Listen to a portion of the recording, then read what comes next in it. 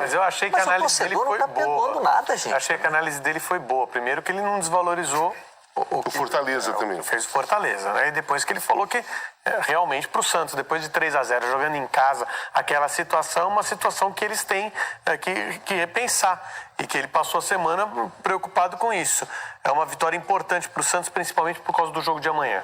Se o Santos tropeça hoje, tendo um vencedor em Palmeiras e Flamengo, ia criar uma situação complicada para a disputa do campeonato. Tem bastante campeonato ainda, mas uma pressão muito grande em cima do Santos depois de um empate em casa e não conseguindo vencer a Chapecoense, que é um dos piores times da competição. Mas além do Gum, acho que o Everaldo também é um jogador que faz um campeonato, caiu nos últimos jogos, mas que faz um campeonato muito bom.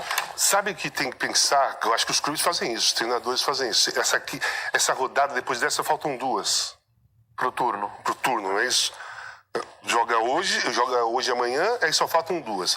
Você tem que projetar o segundo turno. Quando faltarem 3 partidas lá no segundo turno, vai ter Flamengo e Palmeiras em São Paulo e Santos e Chapecoense na Vila Belmiro. Isso. Né? Então, o estudo que o Santos tem que fazer, porque eu acho que o Santos vai disputar o título até o final, com o Palmeiras e com o Flamengo também, talvez encoste mais algum, mas eu acho que esses 3 vão carregar lá a disputa e vai fazer um campeonato bacana. O Santos tem que fazer o sonho do segundo turno, o que eles podem fazer no segundo turno, contando de não destacar muito dos dois, ou ficar junto, ou passar, ficar um ponto atrás, porque essa rodada especificamente no segundo turno pode fazer o Santos pular para a liderança faltando 2 rodadas. Você foi falando aqui e eu fui fazendo conta, né? Flamengo e Palmeiras se enfrentam amanhã no Maracanã. Então, assim, cenários para o Santos. Se o Flamengo vencer, alcança o Santos em número de pontos. E aí a gente vai lá para critérios de desempate. saldo de gols. Vai ter que ser saldo de gols? Saldo de gols. O número de vitórias fica igual se o Flamengo vencer o Palmeiras, né? Mas isso no meio de campeonato não é isso que saldo você de tá gols aí. a gente não vai conseguir saber como é que vai ser lá na frente. Até hoje tinha 1. Mas vamos lá, vamos parar na pontuação. O Santos e o Flamengo teriam 36 pontos contra 31 do São Paulo e 30 do Palmeiras. O Palmeiras tem um jogo a menos, pode ser 33 também. O Palmeiras, no jogo atrasado com o Fluminense, poderia chegar a 33 e manter embolado, né? E o Corinthians poderia chegar a 31. Então, talvez... Mas aí vitória do Palmeiras deixa Flamengo e Palmeiras com 33 e o Palmeiras ainda devendo esse jogo. Palmeiras um líder nos pontos perdidos. O Santos está indo para a coluna do meio amanhã, então? Então, talvez. Tira a ponta dos 2 perseguidores. Vamos fazer uma projeção assim do que a gente pode fazer. Todos os times fazendo os mesmos pontos. Né? Todos os times fazendo os mesmos pontos. Chegando lá, faltando 3 rodadas, com os mesmos pontos. Olha a rodada de hoje, que vai ser a antepenúltima lá atrás. Os 3, Santos com 30 aí? O Santos tem 36 agora. 36, vamos supor. Flamengo e Palmeiras podendo chegar a 36. Agora já é ilustrado, tá atrás da gente aqui. Porque o Palmeiras a gente tem que considerar, estamos pensando em todos os pontos do Palmeiras. Sim. Então vamos considerar o Palmeiras com 33. Sim. Certo? Podendo um deles chegar à mesma pontuação do Santos. E aí o que acontece? Acontece isso que eu tô falando. Flamengo e Palmeiras no Allianz Parque lá, faltando 3 rodadas, e Santos e Chapecoense na Vila Belmiro. Faltando 2 rodadas. Se pode for ser a rodada decisiva para o Santos. Pode ser a rodada decisiva para o Santos. Assim, dá o salto para frente na disputa com os outros 2, faltando só 2 rodadas. Aí administrar, se faz 2 vitórias, é campeão. Né? E aí ganhando uma já pressiona dos 2, só vai sobrar um. Exatamente. Olha aqui como olha que mesmo longe de acabar o campeonato, você tendo 3 times que, pelo menos eu acredito mesmo, que eles vão ficar ali um na frente do outro, empatado, ficar girando ali as primeiras colocações, como chega lá na frente das últimas 3 rodadas, olha como é muito... Não é favorável, porque o Santos pode perder até da Chapecoense em casa, não é favorável, mas a possibilidade é muito maior para o Santos dar um salto na frente, né, faltando 3 rodadas. Vai faltar 2 rodadas. Completando. Vamos dar uma olhada nos melhores momentos da vitória do Santos? Também não foi muita coisa, não. Não teve. Teve um dia que o Milton Leite disse: chamaremos os nossos melhores momentos hoje apenas de momentos. Né? Vamos ver se é isso. O Soteldo batendo aí uma falta de longe. O Camilo buscando o Everaldo, né? O torcedor da Chape vem reclamando de uma certa falta de imposição do time, né? Mesmo quando joga em casa. A Chapecoense aproveitou uns bons momentos pela direita com o Eduardo. Criou boas jogadas por ali, foi por onde chegou essa bola. Teve VAR. Teve VAR. E o cara... É aquele abraço de urso ali? Interpretação, né? Agora, se o árbitro foi chamado é porque alguém achou que foi pênalti, né? Alguém interpretou. Isso, alguém interpretou uma coisa e o árbitro interpretou outra. Mas Isso ainda pode acontecer, né? Pode, mesmo com o VAR sendo pode, bem até utilizado, acho que o árbitro né? tem personalidade. Quando faz isso, demonstra personalidade. Porque é um lance interpretativo mesmo.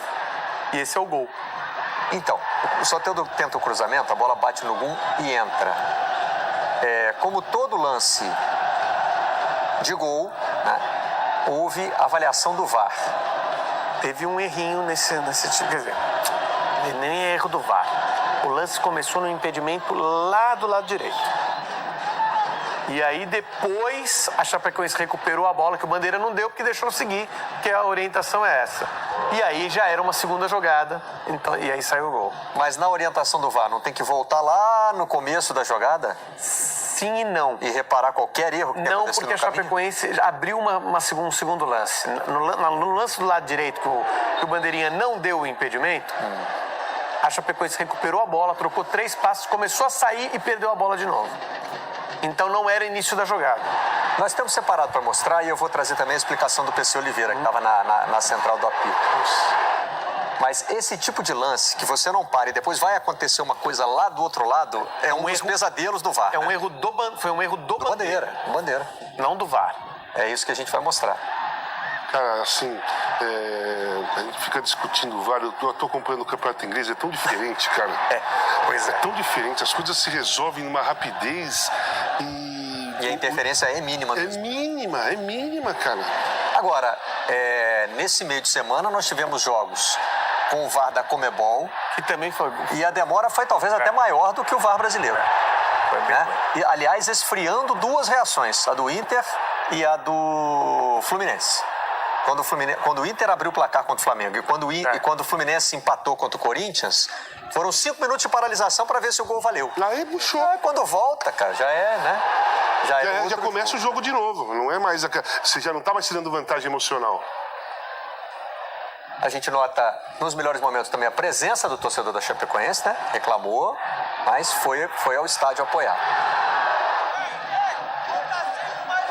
E assim, não dá pra dizer também que foi um baile, que foi um massacre do Santos, né? Mas foi uma vitória muito tranquila, muito... Eu acho que é isso que tá incomodando o torcedor da Chape. É isso. Não correu isso. Teve uma jogada perigosa. Chape já foi uma mandante mais... Aquele tapa que o cara deu da Chape ali no segundo tempo, que ele quebrou a saída de bola com os pés do time do Santos e foi frente a frente, não dentro da área, mas frente a frente com o goleiro, e ele bateu tirando muito bem, que ele colocou...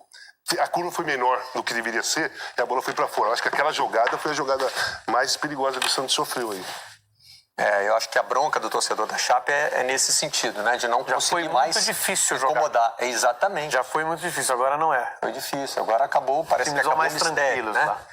E aí a Chape termina essa rodada com 14 pontos, com o Fluminense ainda jogando.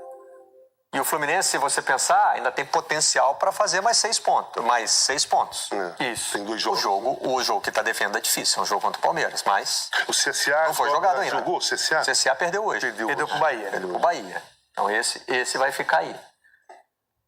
Mas a Chape pode ser... Só o Fluminense passa a Chape nessa rodada caso vença a partida. Exatamente. Pode ser ultrapassado ali pelo Fluminense. Ainda tem Cruzeiro entrando em campo, né? E o Fortaleza já está numa distância de 4 pontos, mesmo sem ter jogado. Consegue ver o jogado. critério de desempate Fluminense em relação ao Cruzeiro? Fluminense e Cruzeiro, vamos na minha cola aqui. Aqui eu tenho a tabela com mais números, né? Vamos lá embaixo. O Fluminense tem... Quantas vitórias? Vou só decorar aqui. 3 vitórias. E o Cruzeiro também tem 3 vitórias. E o saldo de gols? O saldo de gols é de menos 6 para o Fluminense. Tudo bem, mas de qualquer maneira o Fluminense ganhando e o Cruzeiro perdendo, o Fluminense... Então ainda pode ser... A zona de rebaixamento ainda pode mudar. Era isso que você queria saber? Só pode mudar entre Cruzeiro e Fluminense. Entre Cruzeiro e Fluminense. E se você pensar que o Fluminense ainda deve um jogo, né?